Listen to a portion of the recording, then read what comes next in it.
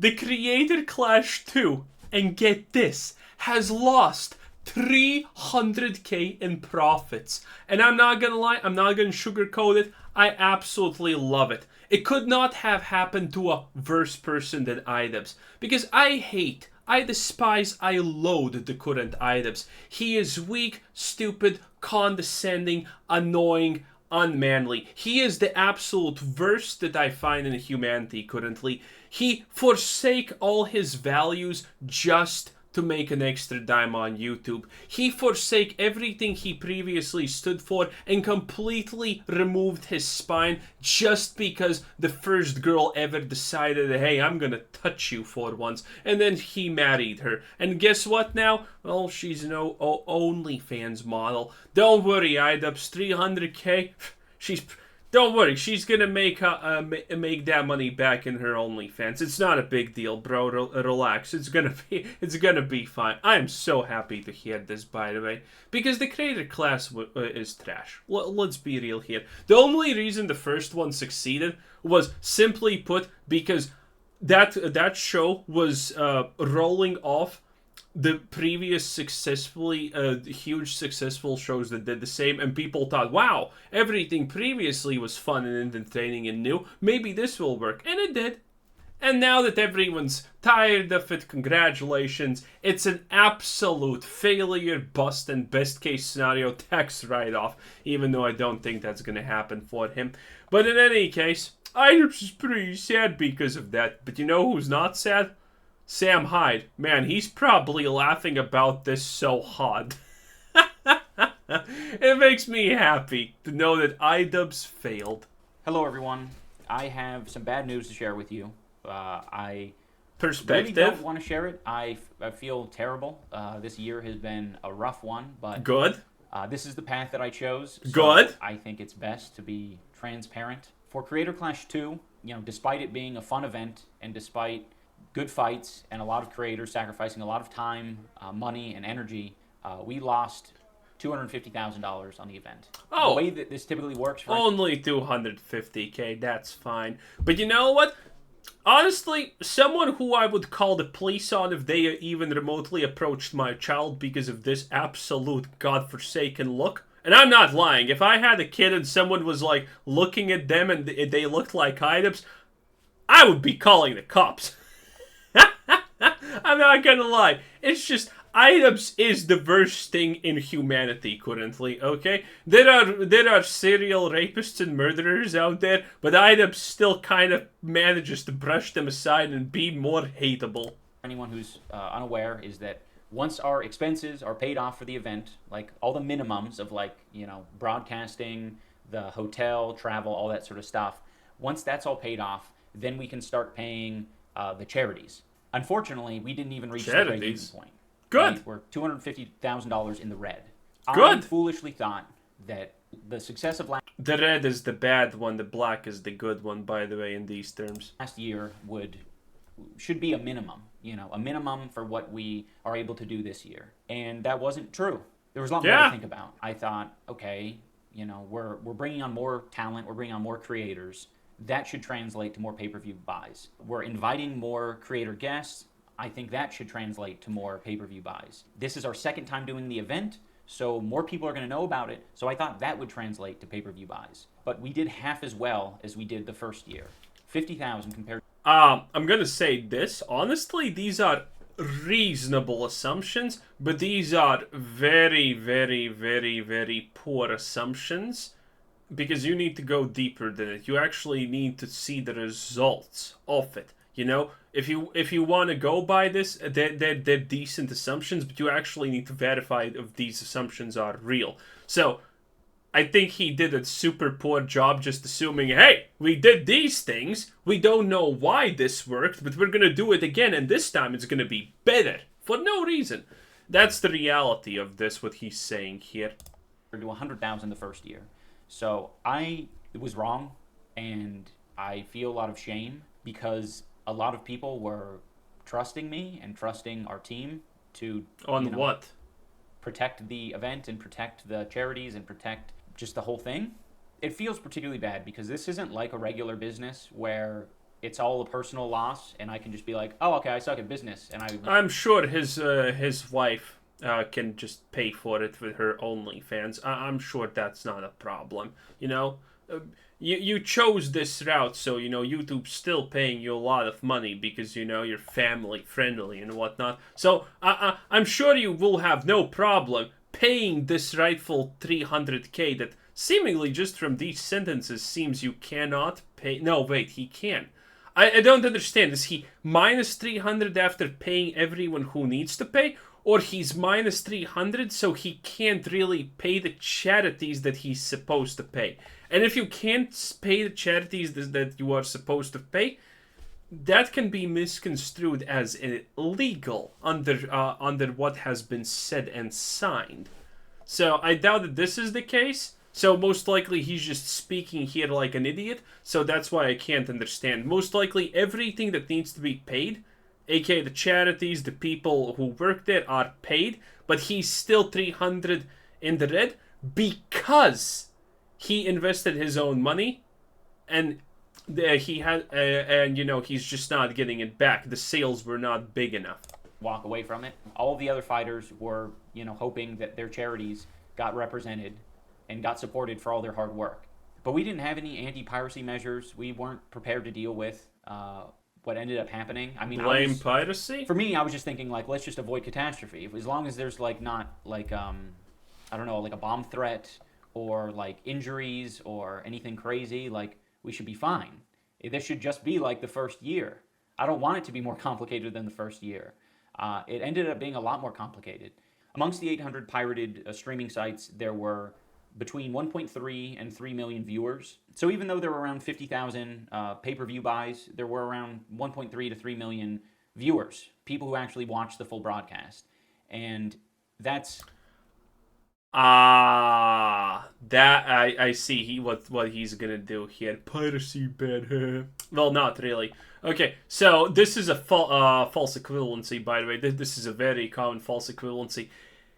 If there's a free service, that means that there's going to be a lot of people who are going to take this service, even if they didn't look for this service in the first place. Of all these 1 point whatever million viewers, chances are people were just like, oh, what's this happening? Oh, it's free. Well, I'm going to watch it. But even if they couldn't watch it for free, they would never buy the actual product, okay? There's this huge false equivalency that a lot of people make into thinking, oh, this is how much views people got for free, which means if there wasn't any option to actually do this for free, they would all come and become paying customers, which is completely false. And second of all, what a absolute moron. What an absolute moron do you need to be to not do any anti-theft thing in this situation? Kick's a thing. Kick has been a thing. Rumble's a thing. YouTube. There's gonna be a free alternative literally at every platform. How are you so stupid? This failure, all the money that IDubbbz has lost on this, is 100% without question on him for being a moron. A little bit reassuring. You know, it makes me feel like, okay, people maybe do want to watch this.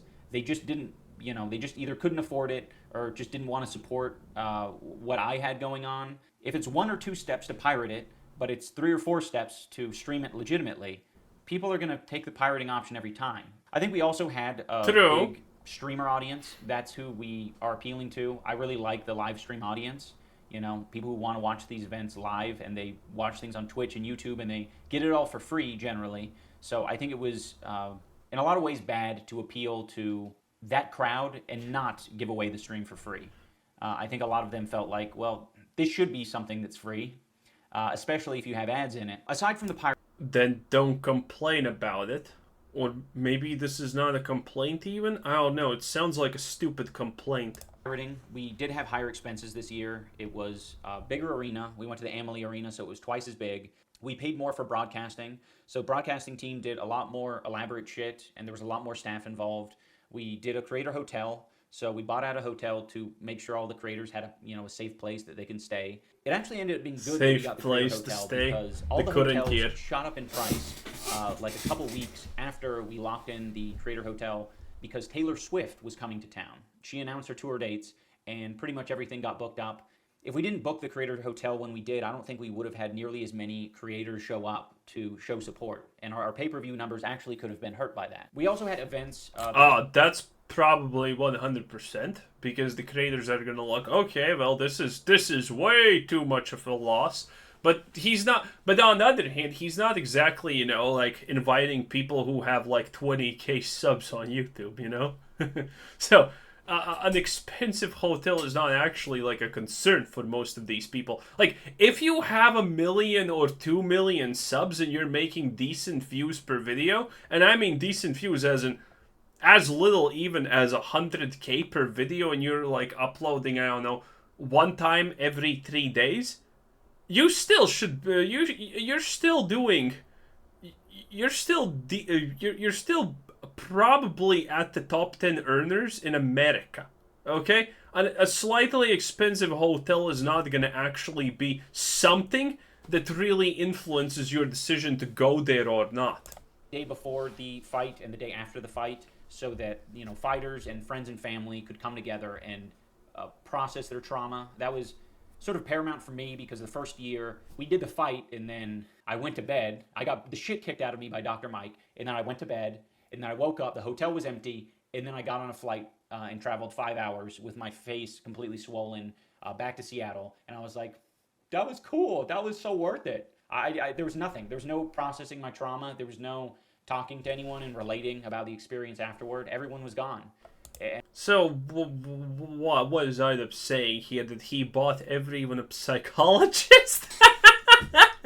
I can't! This man is just so spineless, I literally can't. I can't even feign liking him at this moment. It's just pathetic on all levels. It's stupid decisions, stupid things. How do you actually like IDubbbz in the current year? It's impossible.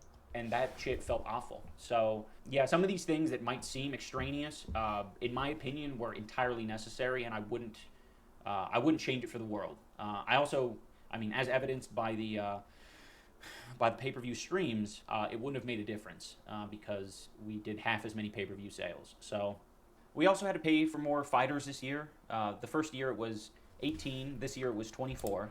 By the way, I'm not sure because I have never done this, but as a business analyst, like making a decision how much is the break-even point in a situation like this should be super easy, considering you got all of the, for example, Logan Paul things that should create a decent benchline of seeing what's happening, you know? Because the most popular thing is the guideline, how things are gonna go. Is it up? Is it down? Is it stable? Is it what? You know, if you have a semi-functioning brain, you should be able to predict that the interest in these type of events is going down just from knowing the rough approximate numbers from, for example, of all the fights that Logan Paul or Jake Paul or whoever of them was fighting did, and with KSI and whatnot. You know, if that thing is going down, your thing is gonna 100% go down. I thought bringing in more fighters would just lead to more pay-per-view buys, but I think it just ended up costing us more, you know, because each fighter gets a $20,000 stipend, and for anyone like confused about this or thought everyone was fighting for free, they pretty much are fighting for free. I think any of the fighters can attest to the fact that fighting in Creator Clash is not a financial boon in any way. That $20,000 is eaten up in those 9 months that you're training. I would say that $20,000 is on the low end of what it should cost you to train in those 9 months. Because you have to pay for your trainer yourself, and you have to pay for, you know, all of the food, the equipment, the travel, whatever you're doing to make all this shit happen. You know, aside from putting your streaming career or your YouTube career. Yes, because buying a gym membership for what, $50 is it American or whatnot for a month is. Whoa, no. You need to literally get a, what's it called in English? I don't know. In my language is atomic. A thing that allows you to build an extra thing onto your house, and then you buy all the bruh. Career or TikTok on hold while you're training, you know, it's not a huge reward. So I don't want anyone to think just because these fighters are getting $20,000. Also, it does sound to me like IDubbbz completely did not think of conversion rates for these people. For example, like, I will bet that TikTokers, even if they have 3 times bigger audience technically than a YouTuber, most likely bring a less eyes to the show and less eyes to the pay-per-views and whatnots. Because because TikTok audiences are like super young on average. Even the most adult TikTok audiences are gonna be somewhere in the rough age of like, I don't know, 20-ish probably. That's a guesstimate, but you know, TikTok audiences are very young, so they're not gonna convert into pay for views here. You know, you should have accounted for this. To basically like just be a little bit less in pain after going through all this torment and trauma. I don't want anyone to get shit for that, because that is a minimum of what these fighters should be getting. In my opinion, they should be getting much more, because it is a traumatizing event. And then you should have paid them more. Then you should have paid them more, IDubbbz. Oh, these fighters deserve so much more. But I'm not going to give them more. That's such a cop-out. If they deserve more, go take out a loan. Make your wife do a little bit more of those OnlyFans, okay? Go take, bruh. If you think they deserve more, then give them more. Not just say, oh, I gave them the minimum. It's so pathetic. That is a cost of putting on the event, in my opinion. I think other boxing promotions would like disagree that, you know, fighters should be getting paid this amount, but, you know, to each their own. What do I know? We lost $250,000 on this event. Another thing I want to address is there are some people floating rumors around that we're pocketing money from Creator Clash, and that's extremely hurtful, because... Yet that seems... okay, I'm gonna say it like this. If you're not pocketing all the money you can from the Creator Clash, you're a fucking idiot. Okay? You're just an idiot for not pocketing all the money you can from that thing. Okay? That's it. We're talking about life and business here. If you're not doing that and you're in the red, that's your own fault, dude. That's your own fault. It has been nothing but the opposite. I understand that some people out there don't like me. I'm okay with that, but the thing I'm not okay with is just lying to people and making up shit for the sake of like clicks. I mean, this is hard enough as it is. Like, I don't want to make this video telling people that we made half as much or we sold half as many pay-per-views as we did last year. And what I absolutely don't need is people spreading rumors about us pocketing money. This has been a financial fucking catastrophe for me. Good. We don't need that, and we don't need any of that shit for any of our other fighters, because this has been a huge sacrifice for all of them, financially, specifically financially. If you want to say that they're earning boatloads of clout for fighting, sure, whatever you want to say. But this has been a huge sacrifice. I try not to view any of the pirated live streams as malicious, because I think the majority of people, you know, aren't malicious about it. I think there were 50,000 people out of 1 million plus who just said Creator Clash live stream, and like instantly a bunch of shit popped up, and it was just very easy for them to watch. And I really don't blame them for making that choice. All I'm trying to do right now in making this video is to remedy it. That's sort of what I've been grappling with over the past couple of months, is like, what the hell are we going to do? You know, I can't even think about doing a Creator Clash 3. Make a second OnlyFans account for your wife. Now that's the business move right there, IDubbbz, okay? Got it. I got you, fam. Lost money, and there's no money for charity. So what are we going to do to solve that? I don't have a good solution. The best solution that I've been able to come up with is putting the full Creator Clash broadcast, Creator Clash 2 broadcast, on YouTube for free for everyone to watch, and just hoping and praying that people enjoy it and want to support it. I'm curious what your guys' thoughts are, but I want to post the full broadcast. Like, I'm just gonna be mean to IDubbbz, because honestly, why not? Putting the full Creator Clash on YouTube now for free is completely just devaluing the people who actually decided to support you for any reason at all, and give you any monetary gain from it. Because you're not even remotely thankful to them. You're not saying, thanks for watching, everyone. No. You're saying, you didn't watch enough? So, fuck you. Here's this shit for free because I want more money. You paid? Well, it sucks to be you. Cast on YouTube, and I want to have like a fundraising goal. I know YouTube has like a fundraising thing, but right now, from what I've seen, YouTube does. What's the fundraising? Make me make money so I don't lose money? Is he gonna make a video raising money for himself, bruh? Dude, then just monetize it. No, that's so sleazy. That is so spineless. Doesn't allow multiple charities to be listed in the fundraiser, and there's not really very many good options for us to collect donations ourselves. So I think we're just going to have a singular charity represented in the video, and then we'll put all the other charities in the description. So if you want to donate to a specific... He's not saying what charity this is, but logically speaking, the only charity this can be is, I lost money, I want money, I'm IDubbbz, give me money, thank you, this is the charity. And he can't even name it. This absolute sleazeball. Charity, that's where you can do it. I want to make it right. I want to make it more right. I'm okay with us fucking up and taking a $250,000 loss. No, you're not! You're literally trying to create a charity so you can recuperate your loss. Charity's not getting any money. And if that's not what's happening, then you have done a terrible job explaining what's happening.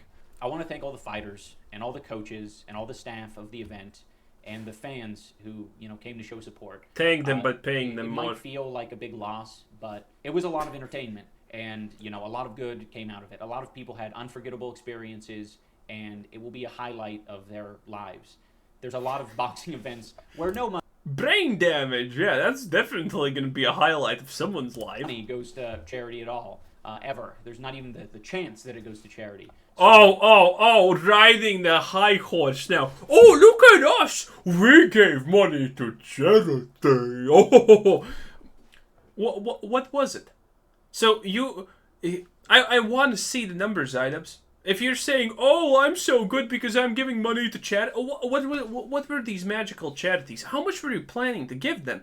Because if you have lost 300K, I hope these charities are big. I hope you're not going to be, for puppy wellness, 5K. Because if that's the sum of money you are going to give to these charities, and then spit in everyone's face and say, hey, I at least did it for charity, I hope it's huge sums at least.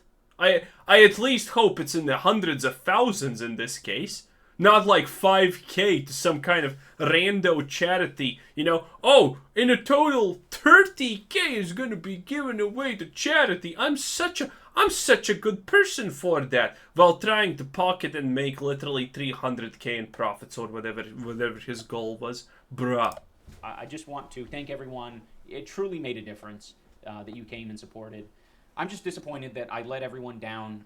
I just made some strategically shitty decisions along the way, and it sounds like you did not do a single good business decision, by the way. It literally sounds like you were completely just winging it, and now you're shocked that it didn't work out, because all you have ever been in your life is a clown on the internet, and now as everyone who has gotten a lot of fame on YouTube, you suddenly magically believe that you're actually good at all these things that you are not. Just because you got money from YouTube.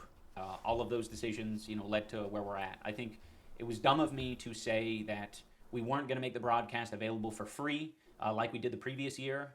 I thought that would bring in more pay-per-view buys because people would be like, oh, I'm not going to be able to watch it for free? Well, I'll definitely buy so I can tune in. But I don't know. It either didn't have an effect or bad. Dude, but the thing about the pay-per-views is so insane. Like, we have a whole history. We have like 5 years of history of already knowing that you need anti-piracy for these pay-per-view things, okay? Without that, it's not gonna work out. We have so much evidence of this, and IDubbbz has not done the slightest bit of diligence to actually make any plans for this. He's literally winging it. Backfired, and I'm trying to learn from it. This year I have a lot on my plate. And, I think my strategy going forward is to just be, completely shave that mustache. Again, it's hard. I would normally keep all of this shit to myself, but I gotta I gotta express myself. I gotta tell you guys what's up. Otherwise, I'm gonna rot from the inside. But yeah, additionally, another thing that's been eating at me is that someone is trying to take over Creator Clash. I know that sounds like I don't know, the plot of a video game or something, but it's real, and it's been taking up a lot of my time. So hopefully, I don't have to talk about it in the. Who and how can try and take over Creator Clash? I want to hear more, because if someone actually can just take over Creator Clash from him, that's even more ineptitude. This video is just a literal display of ineptitude 101. It's insanity. Future, but if I do, you guys are gonna hear about it on this channel. If you're just coming across this video and you have no idea what this Creator Clash shit is about, it's creator boxing, and it's a lot of fun. It's a lot of amateur boxers getting in there for the first time. It's stupid. Don't watch it. It's trash. It's absolute garbage. No. People are in it for the money, and everything else is just the virtue signaling that is on display, and I think it's very much trash. Yes, exactly. Donation links are also going to be in the description of this video. Of course. As well. Of course.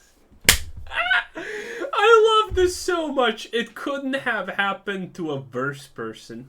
Anyway, I think that's it for me. I had a good laugh. I'm happy. IDubbbz is sad. I don't know how else to explain it. This is perfect. Anyway, this was Quizzer Sid. Thanks for watching. Subscribe if you haven't already. Have a nice day. Bye-bye.